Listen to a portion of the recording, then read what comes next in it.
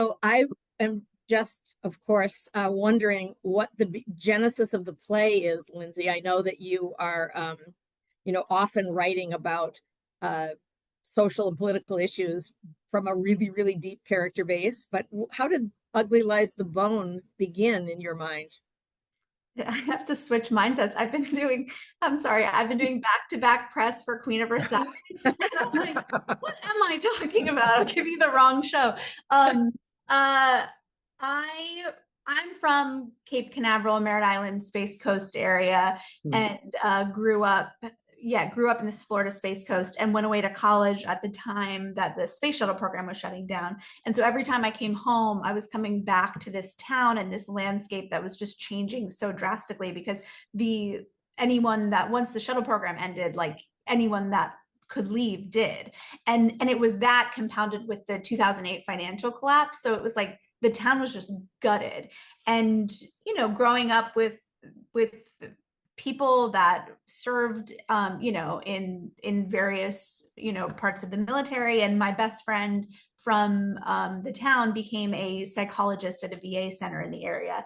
And so we were just talking a lot about this parallel that we were seeing between people in the town sort of looking for a way to start over, soldiers coming back also looking for the same thing, but in this area that really couldn't afford to give them the opportunities that they needed.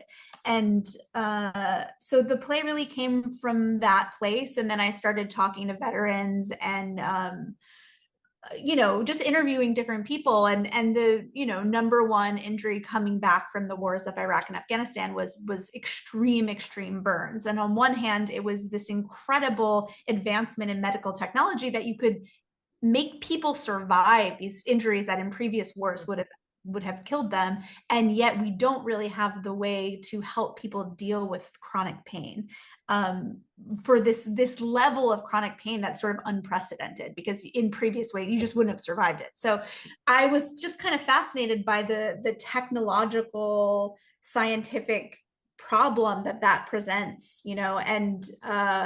and then found these guys who invented Snow World. And it's a real video game called Snow World that is used to treat chronic pain, but was being tested on veterans and VA centers. And I felt like I knew the world of the play and I kind of knew the characters. And then once I found that video game, I was like, oh, this is what the play is. And it kind of just helped click in because it's really beautiful alternate reality, but then it encourages people to sort of live in this fake reality instead of engaging in their real life. So also that it's just an interesting ethical dilemma. Yeah.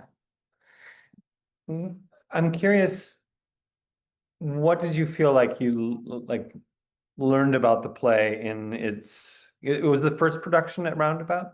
Yeah, the first one it was my first play ever done Yeah. professionally. And what did I learn? I saw it at Roundabout. When it was done at Roundabout, it was in a 99 seat black box theater. Yeah. And I know the space. I did a show down there. no, Yeah. of course. Oh yeah, of course I saw it. I love that Yeah. show that you did. And I had actually seen two productions of it prior. There was one in that were not called world premiere productions because the Roundabout wanted the world premiere title, but Sure. there was a production at Fordham University and there was a production at Bloomington Playwrights Project in Indiana. And then it opened at the 99 seat black box theater, and then the play went within a year to a 900 seat theater at the National in London. And so I think the thing that I learned in general just about writing is I have seen that play in it's my most produced play. It's the only play I have that I've written that gets produced as much as it does, and I have seen it in every configuration, from a community theater to a high school to the National Theatre in London. And that has just taught me so much about writing, and that you don't need 900 seats, and when you get it you're really grateful and lucky to get it. And as Devlin did the set in London, and it's like the most mind-blowing set you've ever seen in your life. It's like when I walked into the theater in London, there were people on in harnesses, on scaffolding, 2 stories up, building this crazy thing. But I've seen the play work with nothing. And that's I'm saying something so cliche, but that's the magic and the beauty of theater, that if you put it, as a writer, if you put it into the language, you can have that reflects, it can be reflexive in the scale and the size of the show, and it still has hopefully the same emotional impact. So I also saw a production in Germany where Jess had no physical injuries and was like running laps in the beginning of the show. And, they do that kind of crazy thing in Germany. But, I've just gotten to see I'm so lucky that I've gotten to see so many versions of it and love each one for completely different reasons. And that when you start writing, you really write for readings because you're not lucky enough to get your plays produced. And so I felt like I was writing smaller and smaller. And then to realize that it doesn't matter if it's music stands or the National Theater, you just write the stories that you write, and the productions can grow or shrink based on the needs, Yeah. I mean, it does. I felt like the journey and the emotional center of it felt also very clear, but then you left a lot of space for imagination, and I always appreciative of a playwright who gives room to grow in terms of hey, this is clearly this is a thing that is happening that is impactful, and you define that how you define that, and that can be a 50-foot projection screen, or it can be a feather drop. Yeah. I laugh because we've been working this week about how do we get the squeak out of the feather drop. I'm glad that you feel that way, because I think my thing as a playwright has been writing fewer and fewer stage directions, and the plays that I write now have almost none, because I think I learned that thing with Ugly Lies the Bone of you can try to control it from the page as much as you want, but ultimately it's it's the director's vision and the designers and the configuration of the space, and that my job is really to just take care of the characters and the story. And but my early plays, I was writing 2 steps to the right, then they move down stage. And because you also read scripts that are Sam French scripts, which are not necessarily what I grew up reading, scripts that, it's the stage manager's version of the stage direction. So it's very direction oriented. So I think when I started writing plays, I didn't really get that you could let all that go and just leave room for, you want the imagination of your collaborators, You don't want to mandate that, for me anyway. I feel like some of the first big plays that I read out of college were Chuck Mee plays, and he does, I mean, yes, stage directions, but also great, 1,000 birch trees, whatever that means to you, right? Yeah. And I wrote after 2 plays after Ugly Lies Bone, I wrote this play called Amy and the Orphans, and it takes place in a car on a road trip. And by that point, I was just who cares? I'll write, I just don't write the stage directions. It's a car, it's a hotel room, it's a Chinese restaurant. And I don't care if it gets done with folding chairs or, you have a full Chinese restaurant and say it doesn't really matter. And that really allowed me to it's just so much more freeing in the writing. And the plays that I'm writing now are all over the place in terms of location. And as long as it's, Shakespeare did it, I'm not reinventing the wheel. It's as long as it's embedded in the language, the audience can imagine it too. You don't need to fully realize it, Yeah. Shattered Globe was really lucky to have Jonathan. When we asked him to direct, he knew the play because so many people in Chicago know this play, Lindsey, because everyone loved it. And when it was at the National, I think everyone in Chicago was asking for the rights, and we couldn't get them. So we feel especially lucky to do the play. Yeah. I feel so lucky. I've never had a play in Chicago. So I'm desperate to go see it. If I can work it out, I really want to. We don't freeze my show until the end of October. Right. So if you can, we will be thrilled to I would love to come. I would love to come. I've been the theater scene in Chicago is so incredible, and been trying to break into it for a long time. So I'm very grateful. Thanks. Me too. It's I was away and running a theater company in Maine for 3 years, Yeah. and then coming back, this feels like just a beautiful welcome home present because I think it asks the actors to do a thing that I feel like Chicago actors are particularly adept at, which is like going deep, but then also, right,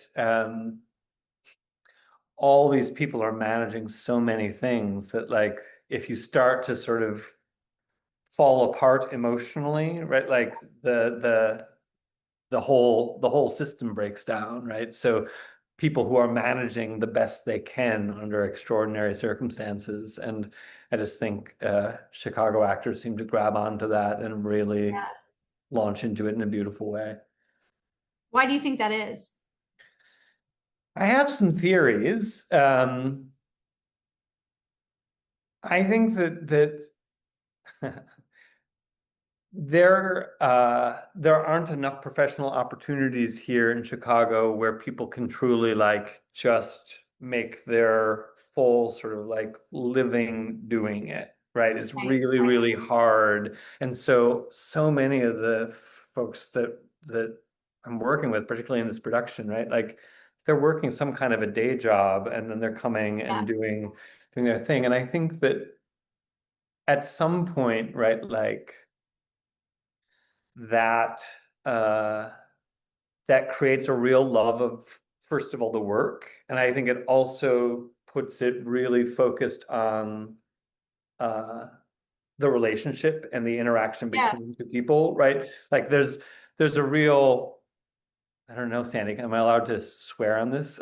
Probably already Go for it. I would imagine I have. Well, Go for it. there's a real like sense that it has to be about the interaction on stage, like Yeah, because this is the thing that we're sort of like fighting for, and this is the moment that we're yeah, in, and I think that it just like this is not a comment on other cities and other actors, right? But it keeps Chicagoans particularly out of the realm of indulgence, yeah, right? Because it's actually about sort of clinging to this person who's across from you, and that makes me really excited about this kind of work, and particularly for a play like this where everyone is sort of like fighting so hard to keep it together, and yeah, like the path through is always going to be the person across from you, and like yeah. you know I I don't love, know, that's I my love mild theory. Yeah, no, I love that. And great answer. the plays all this year, our season, Lindsay, is new plays. Yeah, And it's all about people who are resilient, who are managed to keep their head above water, and no matter what the circumstances. And so your play, Ugly Lies the Bone, is such a great kickoff for that to launch us into the rest of the season too. So yeah, it's great. really amazing. Thank you. Thanks. Um, I was so interested that the timing of the Queen of Versailles, beginning your previews on Broadway and our opening is this week. An amazing coincidence, right? I know. I And really want to come.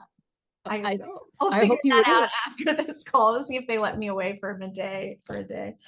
But your first play and your most recent play, both these completely different sides of your career basically being celebrated at the same time. So, do you want to tell us a little bit about your musical and how your Sure. creative process has potentially evolved or changed or whatever for Sure.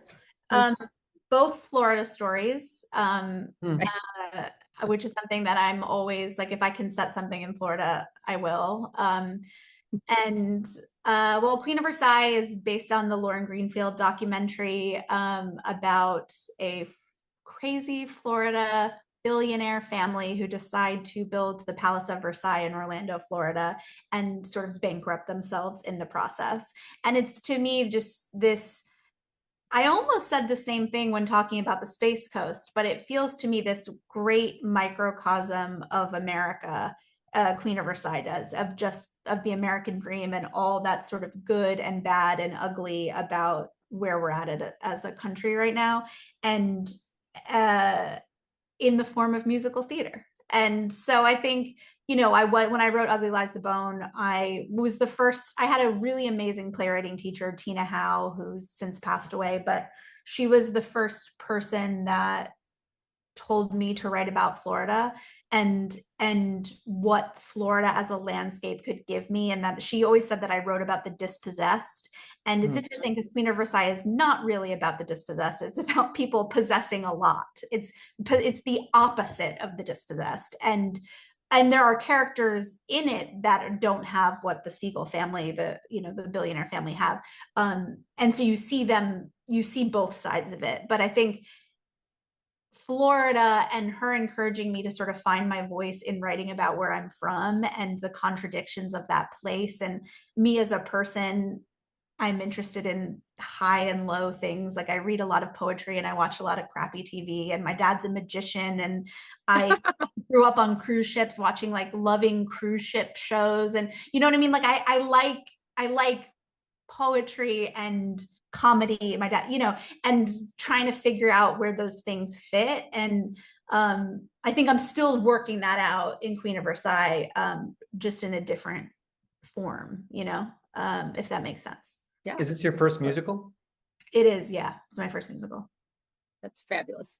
And Yeah. I mean, you one of the things that we of course love so much in Ugly Lies the Bone is the juxtaposition of the humor with the darker, deeper themes. And that's resonating, I think, really well already in previews for us. And Good, I don't know. good. Yeah. It was it's not surprisingly like such a delight to get it in front of an audience again, right? Because you do the first read and everyone is hearing it for the first time and is really genuinely laughing. And then you dive into all the stuff that makes this like rich and emotional and challenging work. And you spend 4 weeks in a rehearsal room working on that. And then all of a sudden you invite people to remind you like, oh no, I mean, like Kelvin's first entrance with the pizza scene is just like you've heard so much about him before that moment, and then like to have an audience remind you like, oh no, there is delight and there has to be delight. Yeah. Right, like these people need these moments of levity in order to sort of like get through the day. And we talk a lot about like why Casey is with him, and she's like, I think he makes me laugh. I think that like for all the challenges I have right now, right? Like he's supportive and he just makes me laugh. And and don't we all want that at the end of the day? Yeah. Why would you not want that? Yeah. But that has something to do with your family background then, and your dad is the magician, and that my dad's a comic magician, and all my uncles and all of my dad's friends were comedians, and I sort of grew up I've been going to comedy clubs since I was 4 or 5 years old, and would go with my dad as his roadie and get Shirley Temples and sit in the back. And so I think there's just something in my voice just as a person that I'm always like, probably if you grow up in a comedy club, there's just something in the rhythm of how I hear dialogue that there's going to go towards a joke. It's just also how my family is, but I never try to wedge it into a story. It's just in the veterans that I talk to and the gallows humor that they all have, and in humor is where you find people, once you can make a joke about something, it means you've processed it to a certain extent. And I think,